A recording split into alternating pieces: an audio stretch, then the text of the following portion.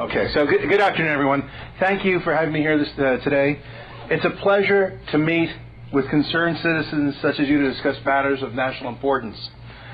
I'm often asked what I think are the biggest challenges facing the nation, and for me there really is only one challenge, but with dozens of manifestations. The challenge is that everywhere we look, our national government is failing us. Failing us by what it has done, by what it has not done, failing us through negligence, mismanagement, misjudgment, and misrepresentation. The rule of law, the delicate balance of the Constitution, trust in our institutions and even in each other, the integrity of our elections, federal agencies and our national borders, the ability of our people to work and prosper and take care of the families on their own, all have been dangerously diminished by government failures on both sides of the aisle. Nothing less than what remains of our free economy, our free institutions, and our very character as a people have been put at grave risk. You may have noted that I did not say the Obama administration or the Democrats have failed us. I said our national government has failed us. Republicans have played their part in the failure, a big part. In 2010, 2012, and 2014, voters sent Republicans to the House and the Senate. A few were good men like Dave Bratt of your 7th District. Most have turned out to be something less. Far too many have forgotten their brave talk, and except for occasional symbolic votes, joined the Beltway consensus. What we sent them there to do and what they promised us they would do is often, on reflection, to them impractical, politically impossible, more complicated than they imagine, and likely they don't want to turn Hispanics or millennials or Social Security recipients against the party permanently. Of course, you know, they're walking a fine line, and they think what's practical, possible, and simple enough to be accomplished always seems to be what minimizes national media criticism, conforms to the U.S. Chamber of Commerce policy agenda, and with any luck, puts the Republican congressman, often enjoying the best job he has ever had, one step further to go to a fabulously lucrative job in a post-congressional career as a K Street lobbyist. Unfortunately, all we get is the consequences of their failure. That's it. So let me touch on some of what I fear could be among the more serious looming consequences of government failure.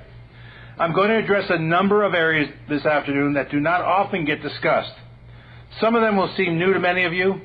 Many of you will have heard parts of what I have to say. That's what happens when you speak to sophisticated audiences, citizens that care. But overall, I'm going to cover a number of areas that the mainstream media have ignored and that have been mostly outside the purview of public debate. They deal with matters of national security, and the failure to deal with these issues has spanned both Republican and Democratic administrations for decades. They are a byproduct of political correctness, a willful ignorance about the nature of our enemies, and a strategic minimalism that will not see national defense issues as the existential issue it is by its very nature. So I'd ask that you dispose of many of your preconceived notions about the state of our national security and engage with me about a set of facts that is beyond dispute and an analysis of our current crisis that, if we do not address it, will mean our downfall. And I mean this seriously. I just ran for the nomination of the 5th Congressional District. General Greg Schumacher was a big supporter. He retired about 4 years ago as an Army Major General. He was commander of the Military Intelligence Readiness Command. He was Deputy Commander of Army Intelligence. He heard me give this speech in August, before I was ever announced that I was running. He came up and he said, I got to tell you, I'm a top intelligence officer in the United States. And what you said, the facts that you said, I know are all true. And your analysis, I know, is all true. But I have never heard the dots connected like that before. And I realized that what you said was completely true, and that the American intelligence analytic capabilities in the United States government are completely broken and subverted, and that we don't come to the right conclusions. That's why we fail to predict enemy courses of action. That's why we've become so unsafe. And that's just one component of what we're going to go into. So there are a handful of people inside the establishment who understand this, and I've been working with them for the better part of 15 to 20 years trying to figure out exactly how to remedy the situation. But we face an uphill battle if more concerned citizens such as you do not become educated on the facts, and that we hold our political elites to the fire to do the same and to take action. So even the best of the best that you think are doing something, they're likely not. They're just a few standouts. And I say with no pleasure that the hour is late, and that the continued existence of our republic is in peril because our political and national security elites in both parties have a near complete lack of comprehension of the nature of the hazards, threats, and tactics arrayed against America. Worse, they believe fictions fed to them as enemy propaganda, making them, at a minimum, guilty of professional malpractice and occupying the roles of responsibility we the people have placed them in. And I'm talking about admirals and generals and senators and congressmen. The kindest thing you can say about them is that they are guilty of negligence, malpractice, and ignorance. That's the kindest thing you can say.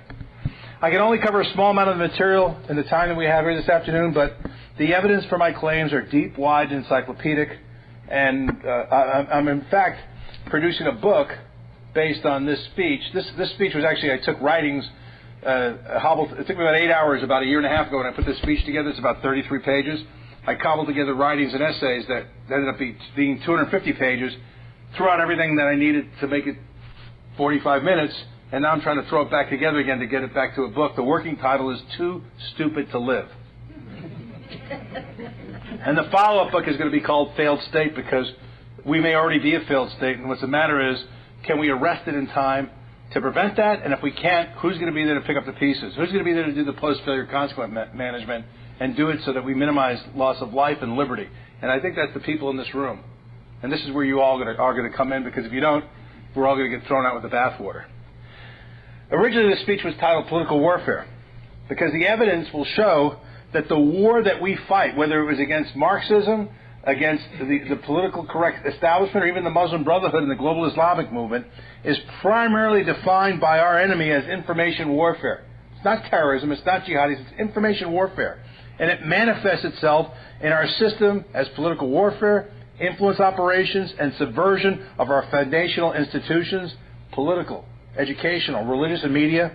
Yet our entire government structure is focused on the kinetic war. Shootings, bombings, kidnappings, and other acts of terrorism. During the Cold War, we were worried about tanks coming through the Fulda Gap from the Soviet Union. We were negligent of the fact that they were subverting all of America. I would say right now, just in the context of the current Islamic threat, 15 years ago, our enemy's major victory was not the toppling of the World Trade Center and the murder of almost 3,000 Americans. Their real victory came 6 days later when the President of the United States, George W. Bush, stood before a global audience and with a straight face said, Islam's a religion of peace. The face of terror is not the true faith of Islam. That's not what Islam is all about. Islam is peace. Not only is that a provable lie, it's not just any lie, it's a lie fabricated by Muslim Brotherhood enemies that don't want you to know who just killed 3,000 Americans. And if you Google that scenario, you'll see him, and behind his left and right shoulder are Nihad Awad and Omar Ammar, two members of the Hamas terrorist group. And that's an official statement. Louis Gohmert actually got FBI Director Mueller to admit that everyone at a 1993 meeting in the Marriott Hotel in Philadelphia, they call it, the FBI just refers to it as the Philadelphia meeting, was a member of the Hamas and the Muslim Brotherhood. In fact, it's synonymous. If you look at the English-only charter, official charter of the Muslim Brotherhood in their own English translation, it says we're the Palestinian wing of the Muslim Brotherhood. You can't say that Islam is a religion of peace, because Islam, it does not mean peace. Islam means Islam submission. So the Muslim is the one who submits. You know, there's a place for violence in Islam. There's a place for jihad in Islam. So, and the Muslim Brotherhood, Hamas is a designated terrorist group. Louis got Mueller to admit that everyone at that meeting is a member of the Hamas. What the hell were two members of a designated terrorist group standing behind the president saying that lie right after 3,000 American bodies, many of which were still smoldering in the wreck? That's how bad it is. And no one, I'd love to meet George Bush and tell him to his face that's what he did. I don't think he even knows. So these enemy information operations influence U.S. foreign policy and national security decisions, to the detriment of U.S. interests. How about interest? That's where Donald Trump is gaining all his traction. America first. You know, in America, we're the sovereigns. The government exists by our consent solely to preserve our God-given rights. Period. That's it. We only consented to a few things. So virtually by definition of the American political philosophy, everything the U.S. government does has to be focused on the benefit of the individual liberty and sovereignty and security of the American citizen as an individual. By definition of our philosophy, by definition of the legal structure that we set up. Now, we all know that's hardly the case, but it's as though you're an attorney with a trust for orphan children. You're not buying yourself a car. You're making sure every nickel goes to those kids in the right way and the right upbringing, and that's not happening. And in plain talk, he says, America first. His message is not one of nationalism, it's one of patriotism. However artfully or unartfully you might say it, that's what he's saying. And for those people that are having a tough divide going from Cruz to Trump, I'm a fellow at the Claremont Institute, Bill Bennett, Angela Cordovilla, some of the finest scholars in the American founding are Claremont fellows. And there's a Claremont philosophy that goes to the American founding. Our mission statement is to restore America's founding principles as embodied in the Declaration back into a preeminent position of government. Some colleagues of mine who remained anonymous, if you didn't see it, there was an anonymous blog for several months called the Journal of American Greatness. These are brilliant PhDs in political philosophy, some of the finest writers that would take on any of the guys at National Review that want to dump Trump or anything else, and they defended eloquently. And now they took the site down because they're like the CEO of Mozilla that was fired for daring to give $1,000 to a traditional marriage pact. They have key jobs in establishment, hedge funds and other banks and things like that. They don't want to get fired. But there is quite an elegant defense to be made that we rally behind them actively, not just passively, but with enthusiasm. And by the way, I would say, you know, I had a professor, Harold Rudy, used to say, the world is run by those who bother to show up. Now, you have every political hack, soulless political hack, that cares about money and power trying to gravitate into that campaign, and we need us to gravitate to make sure that they get edged out and that the American people get to be the groundswell that Trump can leverage, to be the people that bring him to victory and then get in his administration. And to that end, I have three colleagues who I trust very much that are top-level national security advisors. Admiral Chuck Kubik, who campaigned with me quite a bit, Joe Schmidt, who is the Inspector General for the DOD, and General Gary Harrell. And Gary was the commander of Delta Force. He served there with Jerry Boykin. He was eventually, like Jerry, was the commander of the John F. Kennedy School and all Green Berets. Chuck was the commander of all Navy Seabees. Joe was the Inspector General for the whole DOD. These are men who believe deeply in the gospel of Jesus Christ and spiritual war. These are men who believe deeply in American founding principles and the fact that they need to be restored because they've been damaged. And they spent their entire adult lives in uniform. And these are the kind of men that are top-tier advisors for Mr. Trump. Now, there might be other people that aren't so well-suited, but we have skin in the game, and it's a battle to make sure the campaign soul goes the right way and that the administration choices go the right way. And I have no problem with saying things that, you know, Chris Christie's deeply in there. He's deeply in bed with the Muslim Brotherhood, as much so or more than Tim Kaine. And so are many other Virginia Republicans here in the establishment. So there's a battle that needs to be taking place. Because, for instance, if a guy like Chris Christie runs a transition team, people like me are never, or Rich Higgins or other patriots will never end up in that administration to get the right thing done. That's the fight you have right now. Not only to get them elected, but to get any bums that try to latch on and they're already there, thrown out. I digressed.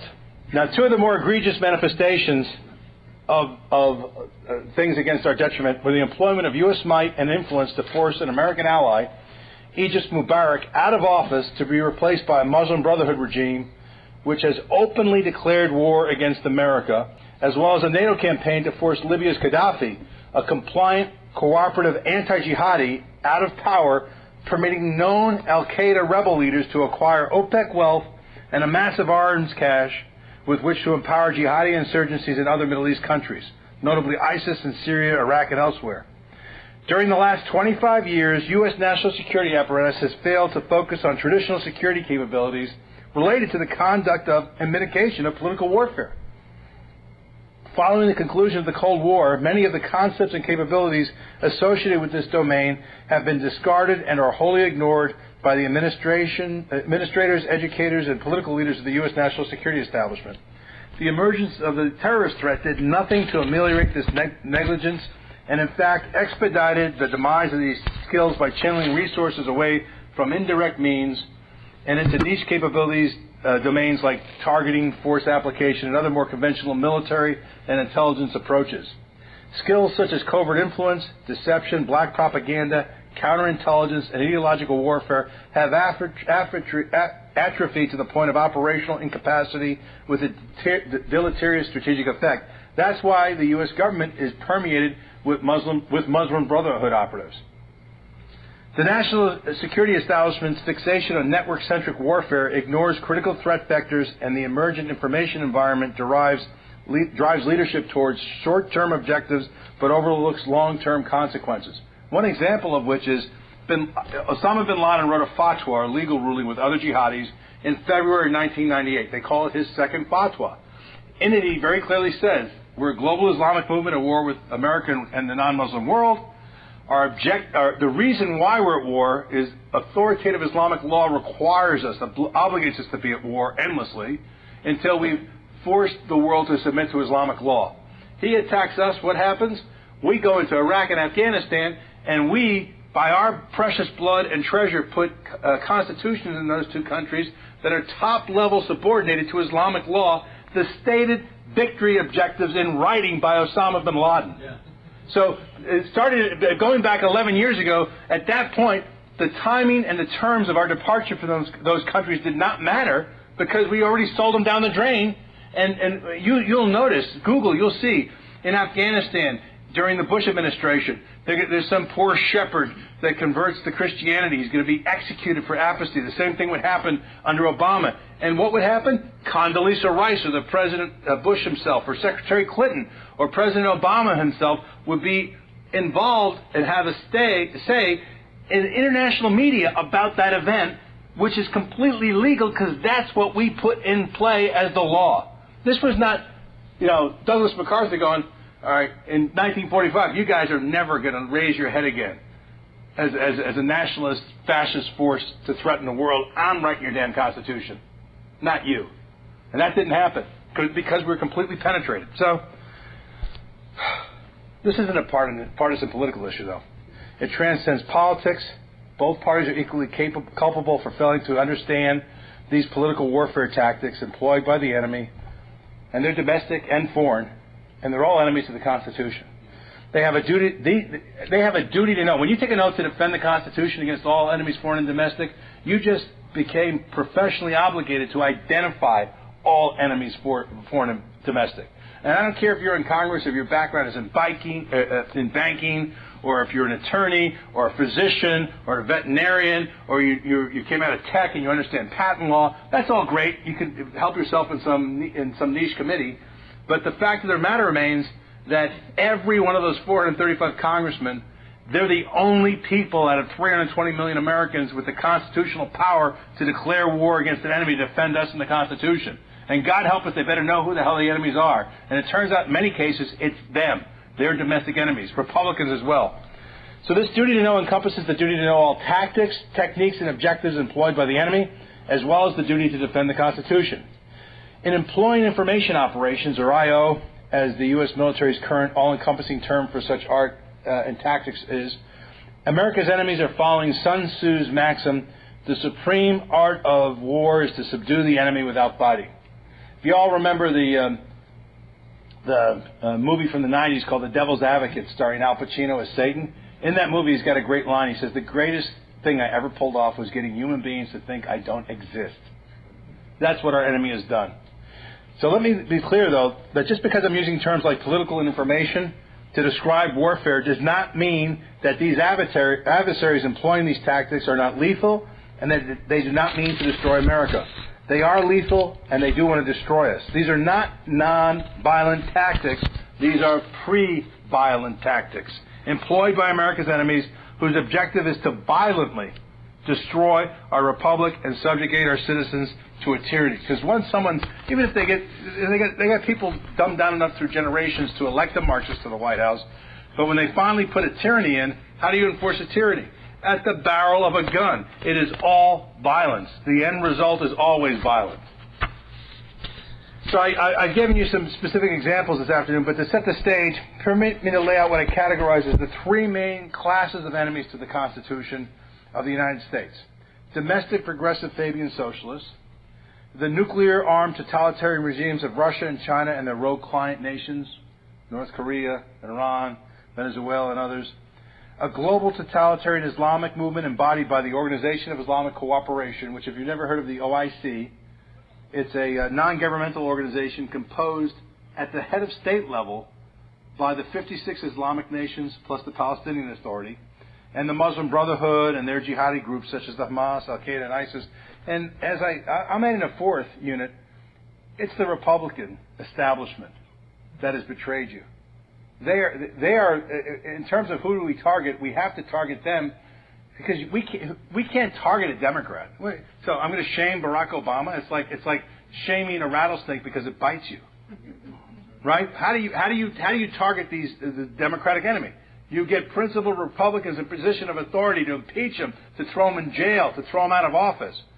So the Republicans that really pander to you for nothing more than your vote, claiming that they represent you, and all they are doing is seeking power, and the RPV is full of individuals like that. They just want power. I just ran for Congress because I want to give. I'm not afraid for my children's future. I'm afraid for their lives. I ran for Congress because I want to save the republic.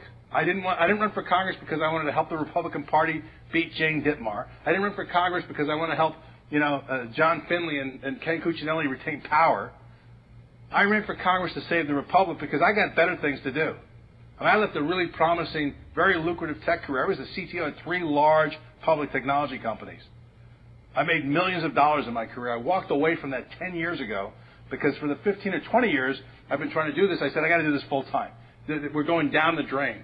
And this November is a nexus point of where this nation ends. So let me, before we go any further, let me do a little primer on American principles. Because if you don't know who you are, you don't know who the enemy is. Okay? Our enemy's information operations has successfully subverted our foundational institutions. I mentioned that. Political, education, religious, and media. And they did it with the postmodern belief that a correct description of reality is impossible and that all truth is limited, approximate, and is constantly evolving.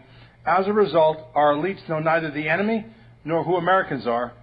America presently has a compromised immune system that is incapable of detecting, let alone rejecting, political philosophies which are in direct conflict with the American political philosophy. Now, when there's no truth and everything's equivalent, the biggest virtue of such a philosophy is tolerance. And the end result of that tolerance is to tolerate people even when they want to kill you and subjugate you. That's the state of incoherence that society has brought itself together, and people that are that confused and incapacitated mentally sadly populate the majority of the political elites and positions of authority in our government. They have to be identified and destroyed and thrown out of the public square forever. So this bodes ominously when you consider another famous stratagem of Sun Tzu. Quote, if you know the enemy and know yourself, you need not fear the results of 100 battles. If you know yourself but not the enemy, for every victory gained you will also suffer defeat. And if you know neither the enemy nor yourself, you will succumb in every battle. And we know neither. So with that in mind, before we look at our enemies and their I.O. tactics, let's take a quick look at some textbook definitions of the various political philosophies in conflict in America. Now, the Declaration of Independence is the unique embodiment of America's founding principles. The United States Code even recognizes it as one of America's 4 organic legal documents. The others were the Northwest Ordinance, Articles of Confederation, and the Constitution. It was literally the legal document that created the nation of the United States of America which prior to July 4th, 1776, was otherwise just a collection of independently governed colonies rebelling against England for the previous 15 months. The principles espoused in the Declaration provide a concise definition of the American political philosophy, where 1, there are knowable moral laws of nature and of nature's God. 2, everyone is created equal and free. 3, we do not need a government to grant us rights because all of our rights come from the Creator. They are inalienable and we possess them in the natural state. 4, the only purpose of government is to secure those God-given rights. And 5, governments derive their just power from the consent of the governed. If you believe that, you're an American. Now contrast that with definitions of competing political philosophies that many of our elected leaders believe. Merriam-Webster's dictionary defines socialism as any of various economic and political theories advocating collective or government ownership and administration of the means of production and distribution of goods. A socialist is one who advocates and practices socialism. Black's Law Dictionary defines communism as a system of social organization in which goods are held in common, the opposite of the system of private property. And as communalism, any theory or system of social organization involving common ownership of agents of production of industry. And then finally, in the concise Encyclopedia of Economics, edited by David Henderson and published by the Stanford University's Hoover Institute, Sheldon Richman contrasts socialism and fascism. Now tell me if any of this sounds familiar. Quote, where socialism sought totalitarian control of a society's economic processes through direct state operation of the means of production, fascism sought that control indirectly through domination of nominally private owners. Where socialism nationalized property explicitly, fascism did so implicitly by requiring owners to use their property in the national interest, that is, as the autocratic authority conceived it. Nevertheless, a few industries were operated by the state. Where socialism abolished all market relations outright, fascism left the appearance of market relations while planning all economic activities. Where socialism abolished money and prices, fascism controlled the monetary system and set all prices and wages politically. In doing all this, fascism denatured the marketplace, entrepreneurship was abolished, state ministries, rather than consumers, determined what was produced and under what conditions. So now, we nationalized the seventh of the economy in just healthcare. We decided winners and losers in banks, in the automobile companies. That's what we have right now. And it's a textbook definition of fascism. Simply put, the American political philosophy is based upon the principles of individual liberty, and these competing political philosophies are based upon the principles of varying degrees of state tyranny. So it's worth noting that what was passed off as a liberal Democrat today is not at all what a Democrat was 60 years ago. Back then, liberal Democrats were everyday Americans, patriotic, who firmly believed that the force of government could be used to help the unfortunate in society.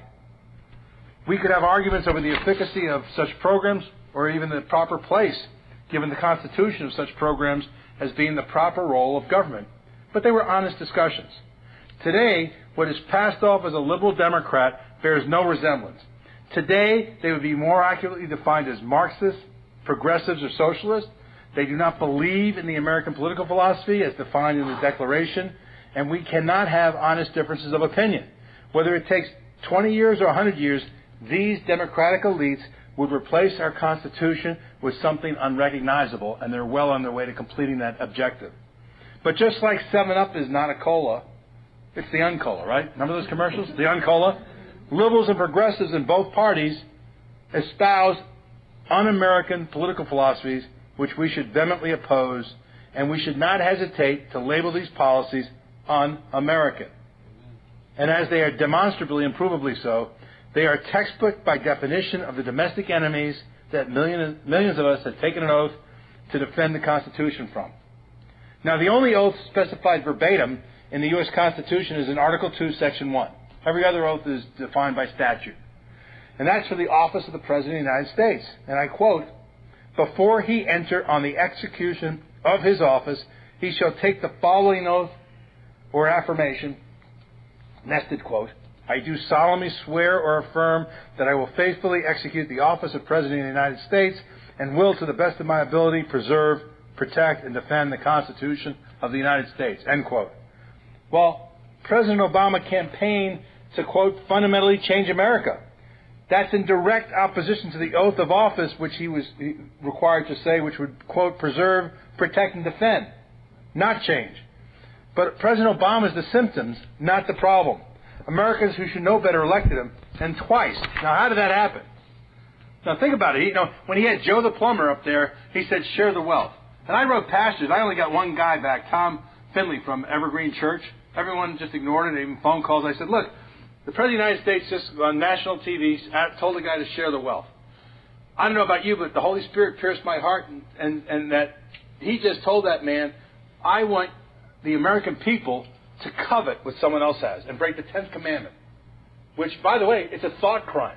You don't have to do anything. You just have to think it. It said, thou shalt not covet thy neighbor's wife, nor his house, nor his manservant, nor his maidservant, nor his ox, nor his ass, nor anything of thy neighbor in Exodus. So he's asking the American people to break the 10th commandment and elect him, and he's going to break the 8th commandment and steal what Joe the plumber has. And then what's he going to do with it once he steals it? He's going to break the first commandment and make government the source of providence instead of God and give it to you. And I can't believe every Spirit-filled pastor in America didn't just go, oh my God, I'm convicted. That he's saying that. And get up in that pulpit and say that shouldn't happen. But it didn't happen, did it? Did it happen in your church? It didn't happen in mine. So look, at this point we're talking about ideological subversion. And we have to ask ourselves, how did America produce such a large demographic of citizens who believe in un-American political philosophies? I mean, I spent a fortune to make sure my children went pre-K through 12 in private Christian academies, because if you take a pious, patriotic 6-year-old and stick them in a government school, it's a crapshoot that you're not going to get out a Marxist atheist at the time they're 18. So let's look at the progressive threat. There was a special committee to investigate tax-exempt foundations and comparable organizations that was investigated. It was an investigative committee of the United States House of Representatives between 1952 and 1954, and it looked into this question about subversion. The committee was originally created by House Resolution 561 during the 82nd Congress. The committee investigated the use of funds by tax-exempt organizations, nonprofits, the biggest ones, Carnegie, Ford, Guggenheim, you name it. And they wanted to see what those funds were being used for to support, because there was a lot of evidence they were there to support communism. And the committee was alternately known as the Cox Committee and the Reese Committee, after the two chairmen, Edward Cox and V. Carroll Reese. The several thousand pages of the final 1954 report of this committee is available online. Additionally, commentaries on the proceedings are found in the writings by the committee's research director, Norman Dodd, and also in the 1958 book, Foundations, Their Power and Influence, by the committee's chief counsel, Renee Wormser, and that's still available on Amazon. Renee Wormser, W-O-R-M-S-E-R, it's $10 on Amazon. Very readable. And as my recently departed friend and colleague Joseph Douglas characterized the Reese Committee, actually this committee was not focused on the growth of the problems we face today. Most of these problems had not become so serious as in the 1950s as to warrant national attention until well into the 1960s. What the Reese Committee was interested in was the growing influence of large, tax-exempt foundations on education and the manner in which they had inserted their views into the American government itself. What they found was that the growth of insidious networks of leftists under the patronage of the major tax-exempt foundations was working their way through America. This network had infiltrated both the educational system and government. The clear purpose of this network, or interlock cabal as they would call it, was to control the marketing of ideas, and through these ideas to introduce social change. Change is, I'm sorry, I lost track, not listening to teachers. Social change. Change that in the committee's eyes was not in America's interest.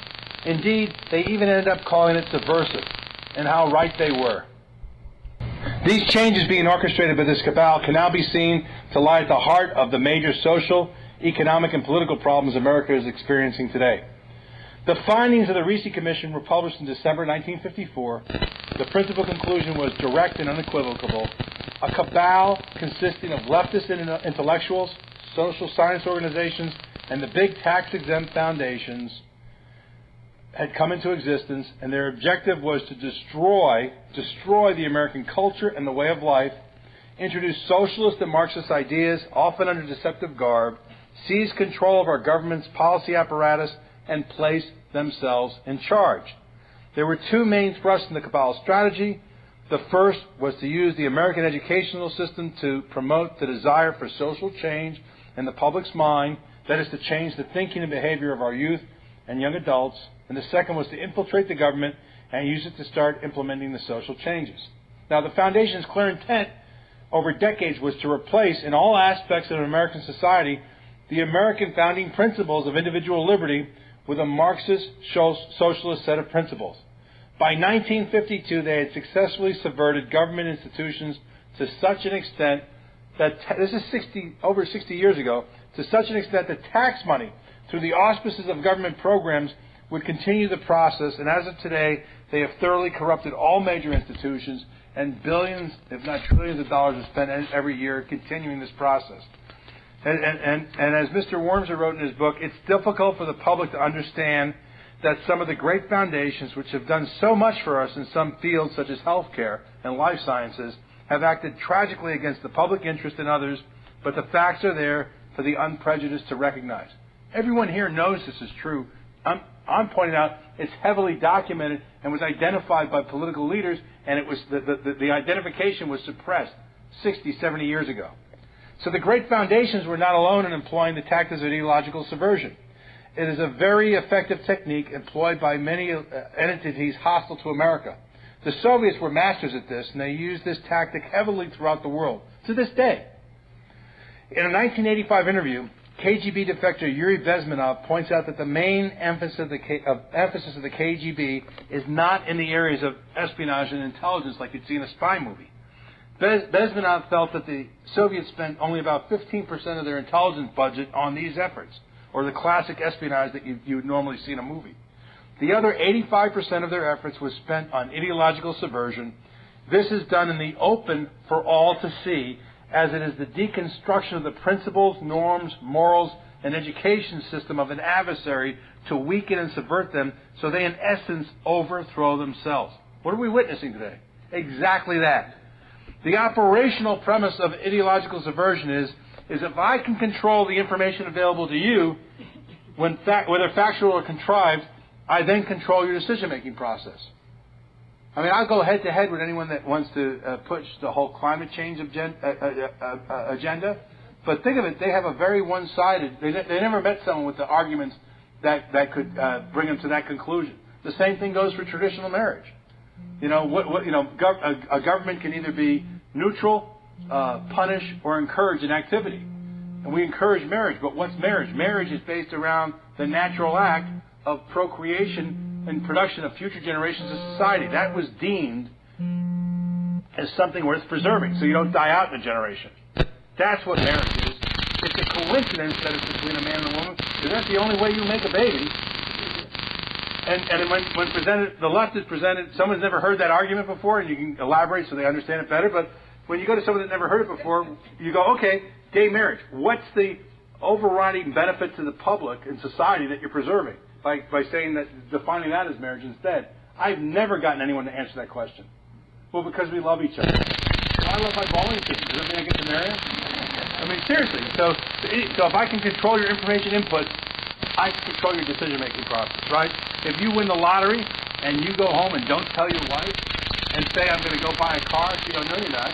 You're not buying a new truck. You know, we're getting a sofa or something. You know, but if you go home and tell her you won the lottery, all bets are off with. She's, honey, $250 million.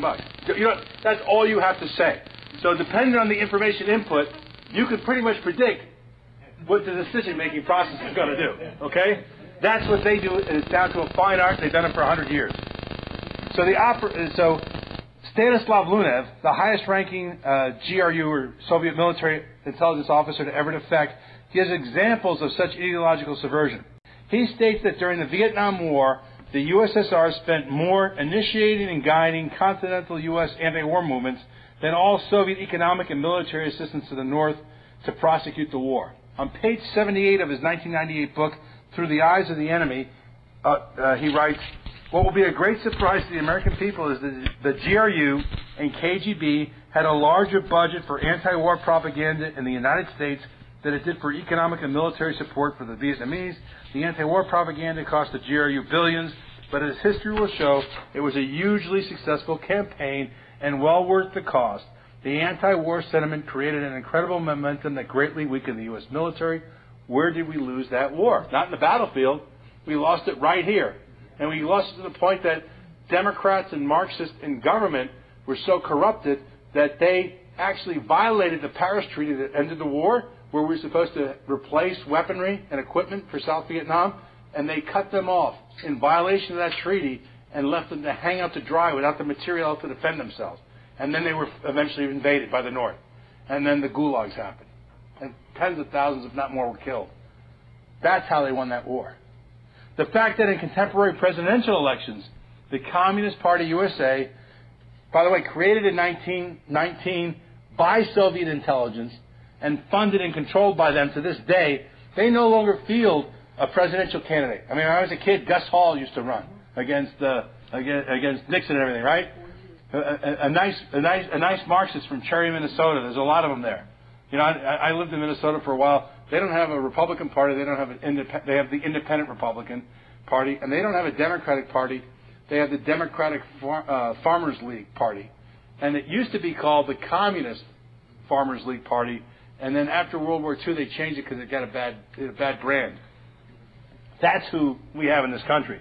And so they no longer field a candidate, but rather they back the Democratic Party candidate because it speaks volumes about the convergence of the principles of these two parties. And by the way, the Communist Party USA didn't change. They've completely penetrated and usurped the Democratic Party so that they can successfully back Gore, Kerry, Obama. They believe what Russian intelligence would have them do. Now let that sink in. We didn't lose the Vietnam War on the battlefield. We lost domestically. And the Democratic Party has moved over to become part and parcel part of the Communist Party USA. So completing the thread of this needle of hostile entities employing information ops against America would be incomplete without examining the Muslim Brotherhood. For decades, very well organized. Let me see, do I even tell you the background of this thing? Just a little background. So the Muslim Brotherhood, you hear about it? Where'd they come from? Okay. Turkey, the Ottoman Empire, was the caliph. Now, according to, you might say the Great Commission of Islam, the Great Commission of Christianity is to spread the gospel, right? Great Commission of Islam is to subdue the entire world into submission to Islamic law. And it's not and then that's the only legal definition of jihad. Active war to do that, and it's not supposed to end until they do it. And the caliphate is the center for that activity.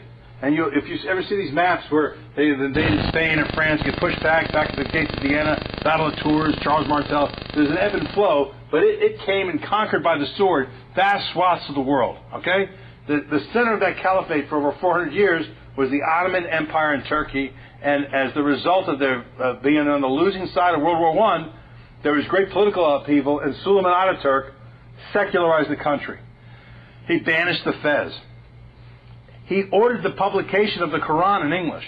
In Turkish, because it had only been published in classical Arabic. The Quran it was not written in Arabic you would understand today. Classical Arabic, just much the same. Koine Greek is different from modern Greek. He ordered it published in Turkish because he wanted the Turkish people to see how heinous it was as a scripture. All right, and so he secularized everything. And when this happened, the caliphate ceases to exist. It's as though someone burned all the Bibles, and we're Christians going, we have to recall from memory and get the scripture out there because our commission is to spread the gospel. Well, Hassan al-Banna, an Egyptian school teacher and the son of a very pious Islamic cleric, says, wait a second, we got to get the caliphate back because that's what we're all commanded to do, to conquer the world. So in 1928 in Egypt, he founded the Muslim Brotherhood. Okay? And their oath of office your oath of membership is taken with a revolver and the Quran. And he founded it, and they thrived in spite of the fact that at the time the Egyptian kingdom was aligned with the British, and they had British intelligence chasing them down. And then when the kingdom got flipped under Nasser, and they aligned as a vassal state, more or less, of the Soviet Union, they had the KGB chasing them down. And they still were thriving, even though getting thrown into prison and tracked down by very capable intelligence networks and agencies. But when they came to America in the late 50s, and they went, like Yakov Smirnov, what a country, I love this place. No one's going to stop me. And the very first institution they created, the Muslim Students Association. Now there's thousands of chapters. I don't know if you know the story of Carlos Bledsoe. He was a pious Baptist kid, African-American. Mother owned owned a travel agency. He was the first in their family to go to college at the University of Tennessee. There he met the Muslim Students Association, was ideologically subverted to an enemy threat doctrine. I refuse to say he was radicalized to some extreme form of Islam. There's only one form of Islam. As Erdogan, the Prime Minister of Egypt, said about 5 years ago in a TV interview, he found it distasteful that the use of the word moderate Islam. He says, there is no moderate Islam, there's no immoderate Islam, there's just Islam. And so Carlos was radicalized, trained, and he killed Andy Long, an Army PFC, in front of a Little Rock recruiting station. And Darius Long, a retired Marine warrant officer, Andy's father, is beside himself. Carlos's father was beside himself. How did this happen to my child in America?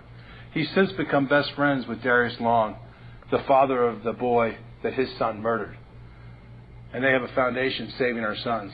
And he's asking how this could happen in America, and no one knows, no one cares.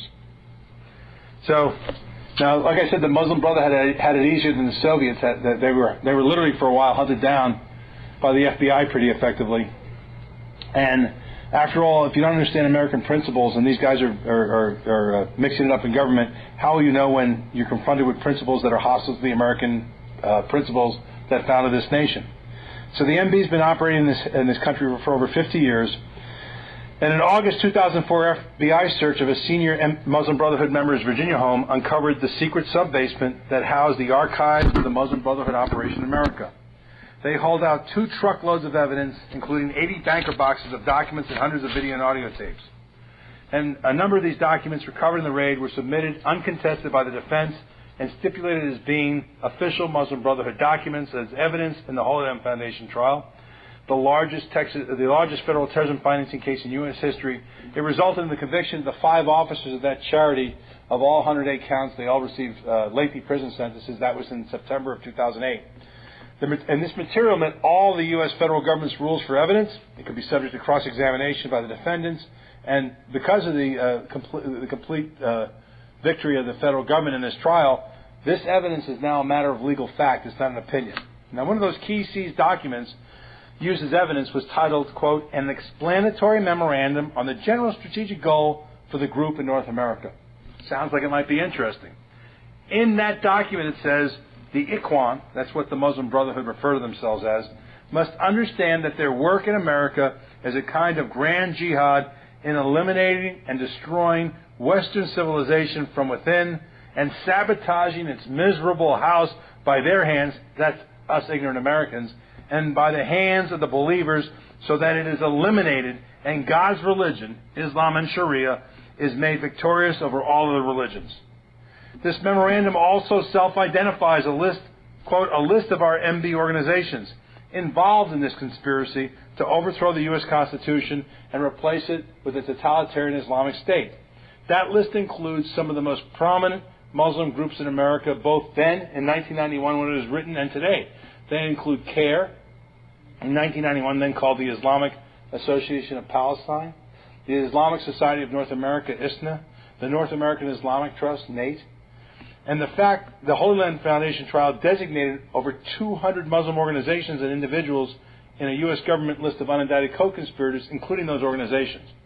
Yet these entities are completely and exclusively embraced by the government as key allies who drive U.S. strategies. That's who George Bush, Bill Clinton, and Barack Obama go to. And by the way, when they defer, oh, here's what the Islamic community says, this is it, or that's it, right? Or if you saw Central Intelligence Agency Director John Brennan, when he was still the President's Coordinator for Counterterrorism in May of 2010, gave a speech at the Center for Strategic and International Studies. And he said, we shouldn't even be using the word jihad because it's really a beautiful personal struggle. Now, by the way, that's not at all. Legally, there's only one legal definition, and you can buy a book of authoritative Islamic law in English, certified. And it's certified, by the way, by these organizations. And it says that the only definition of jihad is active war to conquer the world into submission to Islam. And then it goes on right in the opening paragraph. It's not what John Brennan said. It's not that spiritual struggle. It's war. And it has rules for prisoners of war, etc. That's what their law says. And in fact, if you go, these unindicted co-conspirators, do I go into this? I should just tell you this. So these unindicted co-conspirators, by the way, they were getting, after the reason you name someone an unindicted co-conspirator in a trial is because two main things. One, it lets the prosecution introduce evidence about them without it being thrown out as hearsay. And two, it puts them on notice that if I wanted to, I could have prosecuted you for the same charges using the same evidence, and I'm likely going to come around and do that. Because once there was 243 unindicted co-conspirators. How do you prosecute all that many people at once? They took the 5 officers of this charity, prosecuted them, convicted them on all 108 counts, and then circled around to prepare prosecutions for the next set. Well, what happened? September of 2008 was when the conviction happened. And the reason these documents are online, Justice Jorge Solis was so shocked that this was an active conspiracy to overthrow the U.S. government, he ordered it published online. So if you go to uscourts.gov/HLF, all of these documents are there with the evidence stamps. And those prosecutions, 2 months later, the President Obama was elected in November 2008. 2 months later, you got a new Attorney General that says stop the prosecution. I'll show you letters from guys like Pete King asking what's going on. They're just arrogantly stonewalled.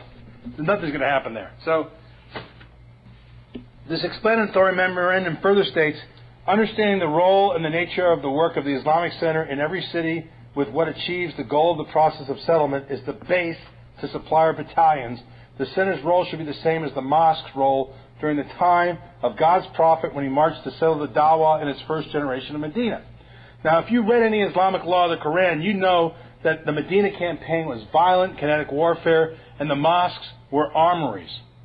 The mosques were armories.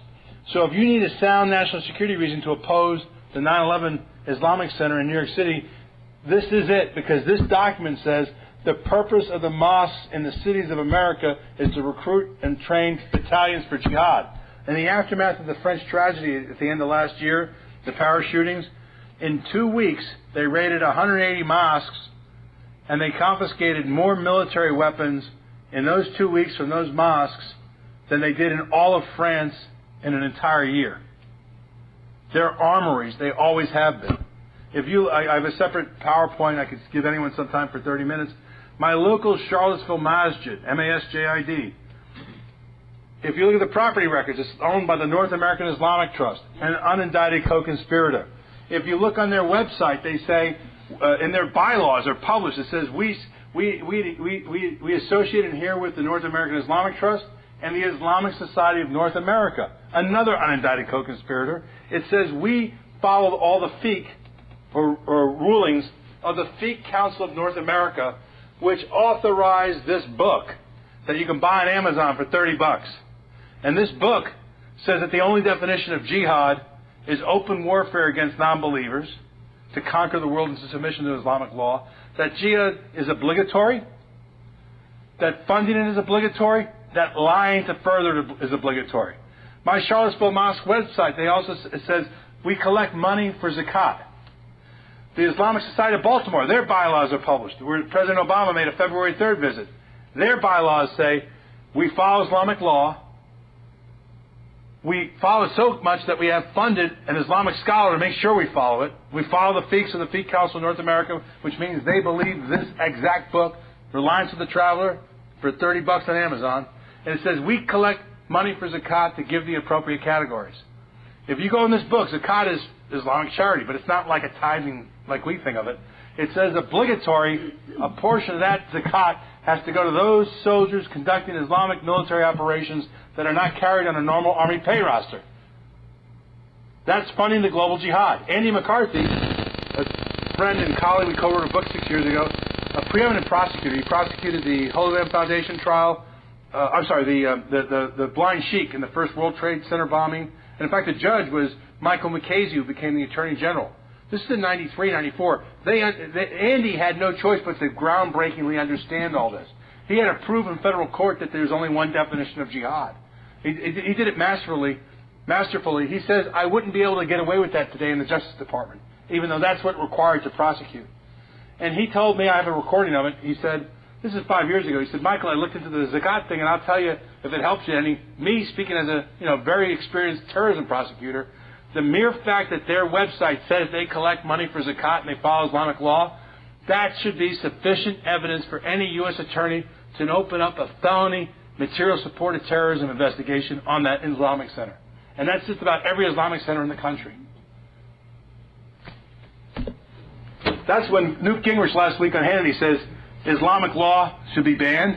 It should be banned. It's a threat document I mix this up in a lot, even in the left-wing press. It's a threat doctrine to the U.S. Constitution. And I don't even have to go to the prescriptions of deportation or whatever. We need to sit down left and right and go, does that book actually say that? And it does. What are you going to do about it? Because here's the bottom line. You can repeat this all day long and know that you're 100% right. If you are a pious, observant Muslim, you're obligated to follow authoritative Islamic law, which requires you to commit physical acts that are felony violation of the U.S. Code, including making war against the United States, homicide, treason, espionage, material supported terrorism, perjury, you name it. I even have a paper where I templated the sections of this Islamic law book to being casebook definitions of the felony violations in the U.S. Code. That's not the Roman Catholic Catechism. I mean, I could be the wild man from Borneo, buy a catechism and say, hey, I'm not Catholic, but you know what, young lady, you can't have marriage out of wedlock. And you, sir, you have to go to church on Sunday. And you go, well, you're not Catholic, and I say otherwise. You can't. That's not an argument. I bought the book. It says it. Your own book says it. All right, so since this is all published, and by the way, we've been around Capitol Hill. I started giving briefings on this in 1999 in the Pentagon. In Congress for the last 10 years. Sue Myrick was a great one to work with, but she retired.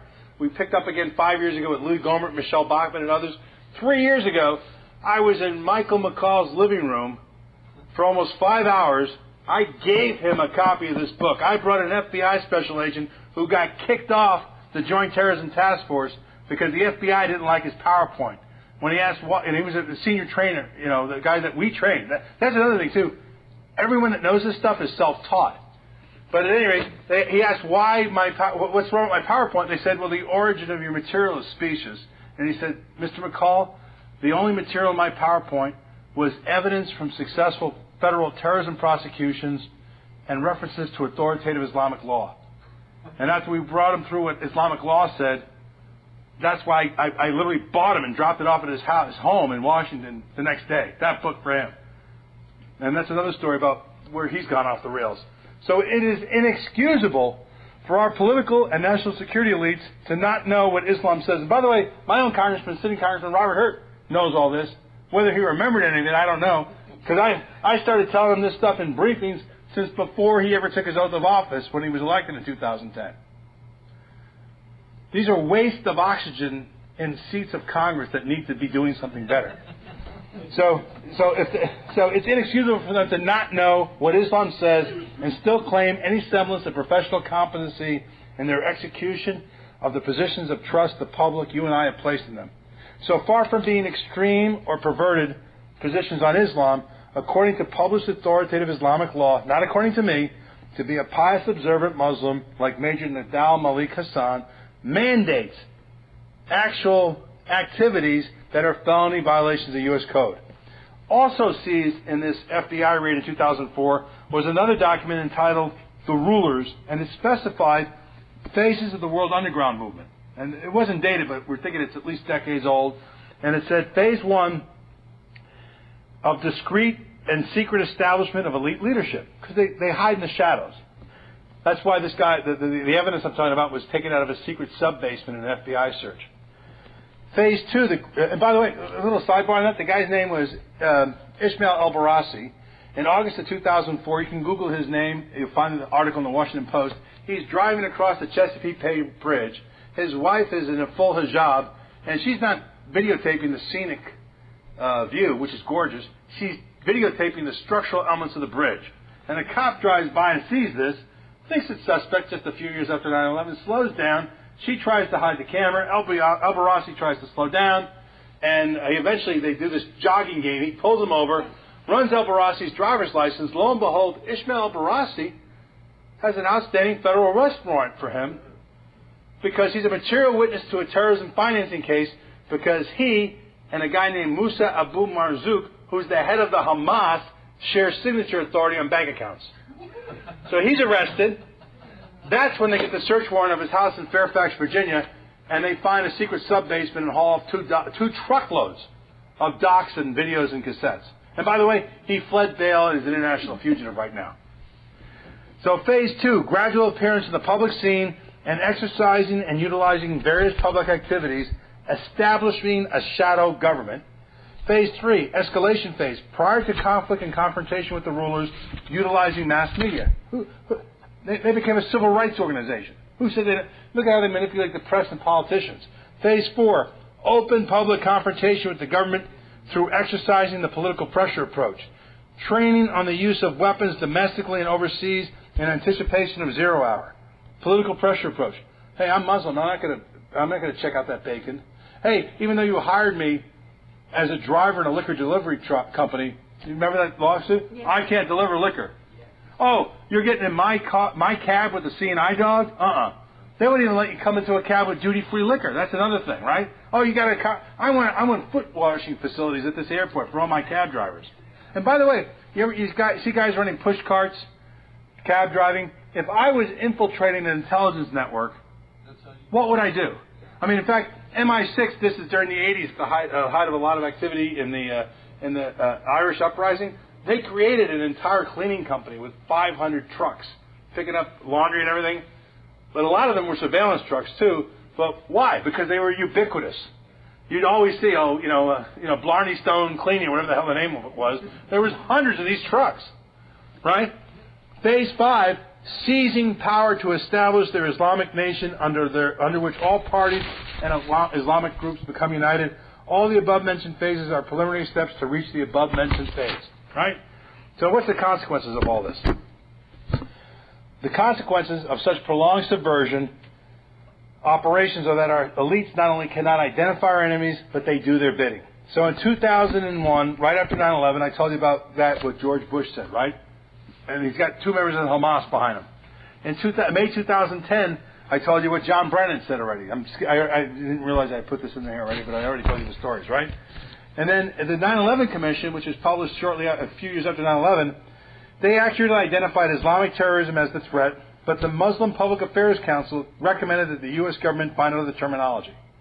And so in 2009, the results was that the 2004 9/11 Commission report used the word Islam 322 times, but the FBI Counterterrorism Lexicon and the National Counterterrorism Strategy of 2009, those documents used the term Islam 0 times. And if you saw Ted Cruz interrogating Jay Johnson, he had a chart behind him with those exact numbers. That's Steve Coughlin's chart. We've been using that chart for 6 or 7 years. So, at any rate, in fact, a lot of the scholarship that went into those hearings came through work of my colleagues and myself to get it there. So, and by the way, the arguments he made were 10-year-old arguments. You'll see me on YouTube 6, 7 years ago saying we need to designate the Muslim Brotherhood a foreign terrorist organization. And only last November did we get the legislation in. Only in 2 weeks ago did we have Ted Cruz doing these hearings. We have guys in the system that would testify of complete subversion, criminal, espionage, treason, but they can't come out because they'll get crushed. There's no rule of law. We've been trying for years to get Congress to subpoena these guys, even in closed hearings, just to take depositions. It hasn't happened yet. It's appalling. So what you saw as the Arab Spring, we actually predicted that enemy course of action in 2010, and it was a complete takedown by Muslim Brotherhood and other jihadi entities of compliant governments in the war on terror like Mubarak and Gaddafi, and those are crimes unto themselves. Republicans were complicit. I had showed them before. I don't know if you can see it. There's a guy named Belhaj that was repeatedly even at Tora Bora with bin Laden. He escaped. We renditioned him, tossed him in Guantanamo, eventually tossed him back to Gaddafi to throw in jail. He's a Benghazi jihadi, a guy named Belhaj. In January 2011, not just Barack Obama and Hillary Clinton, but John McCain, Marco Rubio, Lindsey Graham, here's Blumenthal from Connecticut, Mark Kirk is a party of this. They pressured Gaddafi to let him out in January of 2011. Here he is getting a plaque from John McCain, if you can see that, it's not that big, in March of 2011. In March of 2015, Mr. Belhaj declared, hey, I am now the head of ISIS in Libya. That is the culmination of the leadership of the Republican Party. Why is that acceptable? Why do they not know? Why are they not held accountable? Look, I'm a lone voice and there's only a handful of us doing this. You get people, these political hacks. Even Michael McCall is a hack. He got up there, this is deliberate. He spoke on the second night of the convention. It's deliberate because he threw people under the bus. If you know, there's a book right now by Phil Haney, who helped stand up DHS. See something, say nothing. You've seen him on Hannity a lot, good pal of ours. We've been working with him for like 9 years, right? He testified 45 times in congressional meetings. My guy brought it to Mike McCall. He was brought it to McCall. You know what McCall's people did? They threw him under the bus back to DHS. They pursued criminal prosecutions against him, all unfounded.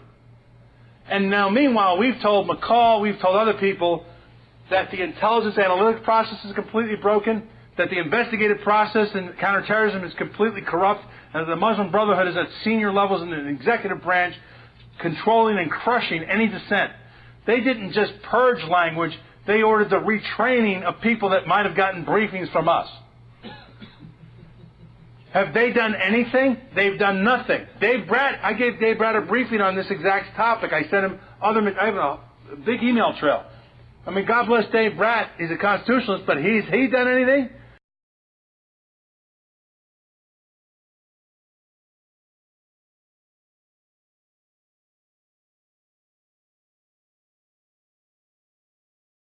If you prioritize what's the most important stuff, these people are destroying the country. You have completely preventable events.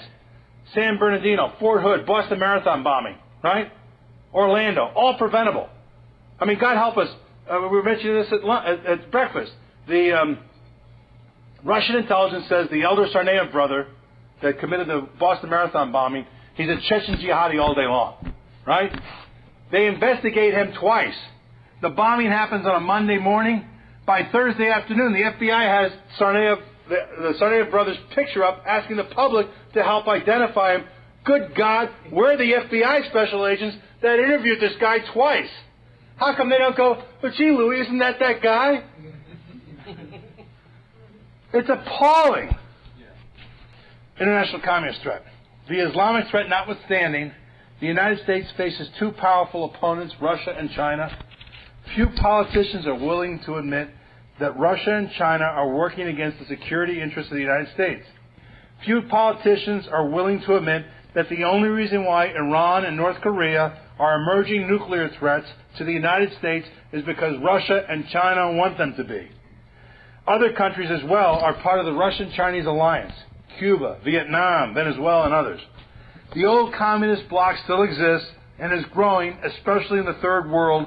Meanwhile, communist influence in Europe is spreading through KGB businesses, Russian organized crime, and agents of influence.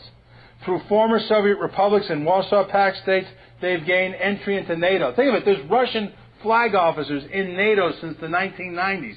The only reason NATO existed was to counter the Soviet Union. So if they're not a threat, disband it. If they are a threat, don't keep it around and invite them into it. They have offices in Brussels. That's what happened the last 25 years, and everyone sat back like, well, that's cool. So the governments and the economies of these countries are largely in the hands of Moscow's agents. a deception has been promulgated in the United States have been taken for a ride. Because if you go to the Russian media, did they invade Crimea and the Ukraine? No, it's a civil war. That's their narrative. There is a substantive body of corroborating defector testimonies, purloined copies of archives of the Central Committee of the Communist Party of the USSR, and indications and warnings going back over 50 years that support the observation that the Soviet Union didn't so much collapse as it was reorganized by the Soviet and Communist bloc intelligence services as part of a strategic deception in response to the economic and military pressures from America during the Reagan administration.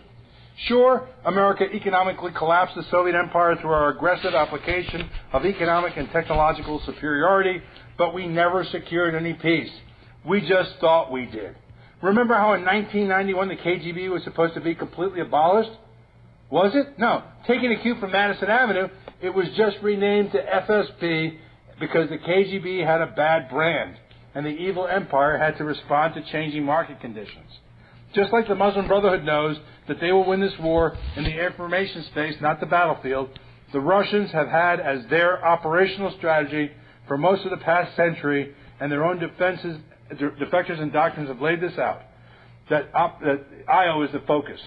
Retired KGB Colonel Viktor Kalashnikov characterized America's great capacity for self-delusion when he said, "The Cold War didn't end, we just changed our vocabulary and you believed us.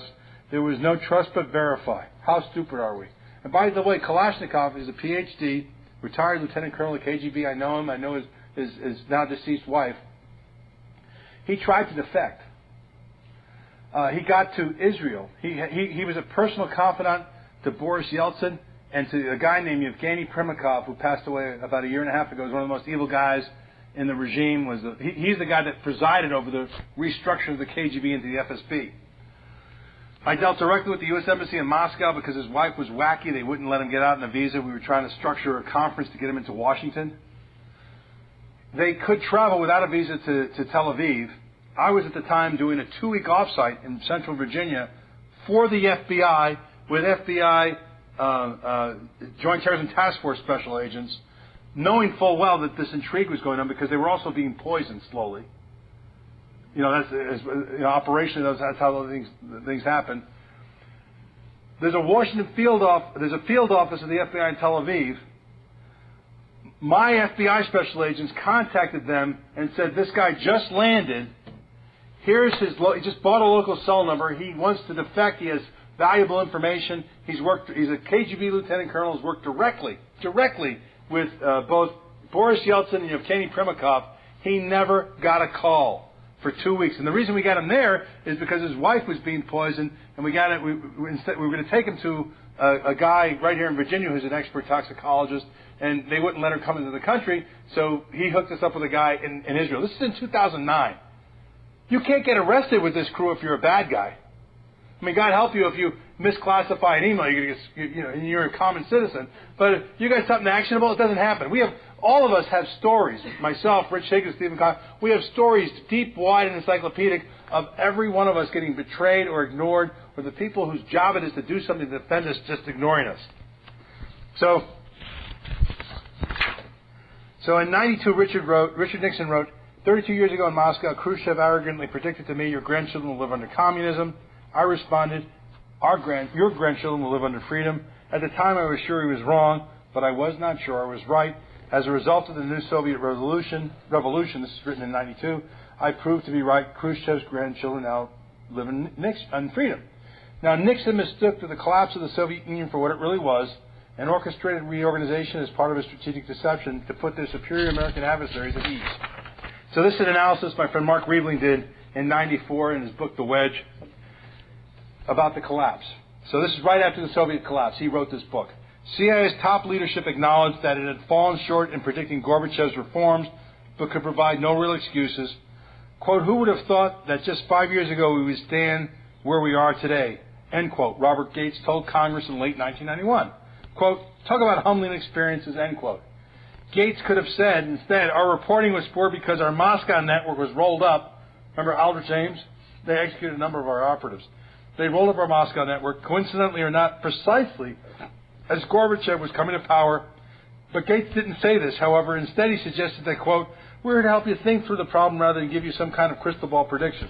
Again, this anti-prediction line saying the CIA really couldn't have seen this coming, right? Apologizing, was echoed by the agency's deputy director, Robert Kerr, who told Congress, quote, "Our business is to provide enough understanding of the issue to say here are some possible outcomes, and I think that's the role of intelligence, not to predict outcomes in clear, neat ways, because that's not doable." Bull hockey. Someone else predicted all this and exactly what it was going to be. They predicted glasnost and perestroika, and that it would be a strategic deception in detail even before Gorbachev came to power.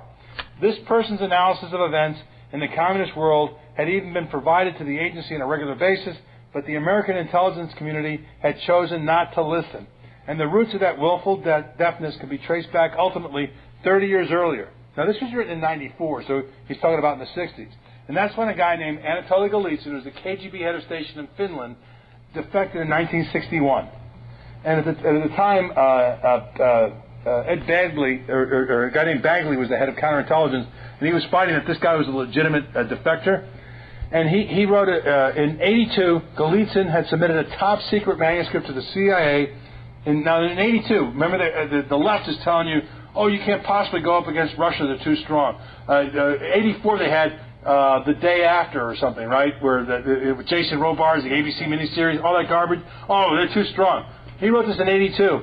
In it, he foresaw the leadership of the USSR would be, by 86 or earlier, fall to a younger man with a more liberal image who would initiate changes that would have been beyond the imagination of Marx or the practical reach of Lenin and unthinkable to Stalin. The coming liberalization, Golitsyn wrote, would be spectacular and impressive. Formal pronouncements would be made about a reduction in the Communist Party's role. Its monopoly would be apparently curtailed. The KGB would be reformed. Dissidents at home would be amnestied. Those in exile abroad would be allowed to take up positions in the government. Sakharov might be included in some capacity in the government. Political clubs would be open to non-members, etc.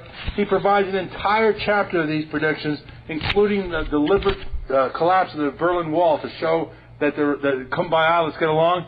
So as of 1994, 139 out of 148 of his predictions by the end of 93 all came to pass, 94% accuracy, and he foresaw the collapse of the Soviet Berlin Wall, etc., all that stuff. So this guy was on the CIA payroll, and they thought so little of it because they're a bunch of Marxist eggheads out of Harvard that think, oh, you can't predict this stuff. And they did. And Gates didn't even know that it happened, and that they paid the guy, and a decade before. You can buy his book, which is all out of New Lies for Old, published in 84. The manuscript was written in 82. So on that note, it's 3:30. I will turn it back over to our host, and anything, how you ever wants to proceed.